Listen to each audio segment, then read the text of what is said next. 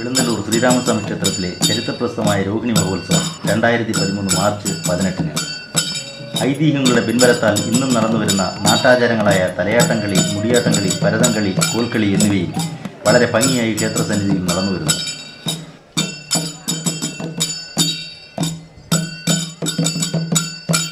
ആചാരത്തിൻ്റെയും മതസൗഹാർദ്ദത്തിൻ്റെയും പ്രതീകമായി ക്ഷേത്രമുറ്റത്ത് മത്സ്യക്കച്ചവടം നടക്കുന്ന തെക്കൻ കേരളത്തിലെ ഏക ക്ഷേത്രം.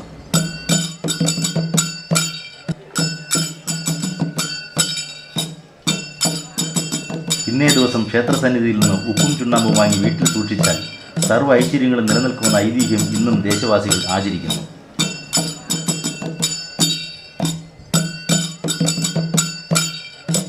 പഴമയുടെ തനിമ നിലനിർത്തിപ്പോരുന്ന ഈ അപൂർവ ആചാരാനുഷ്ഠാനങ്ങൾ നേരിൽ കാണുന്നതിന് എല്ലാവരെയും ക്ഷേത്രസന്നിധിയിലേക്ക് സ്വാഗതം ചെയ്യുന്നു.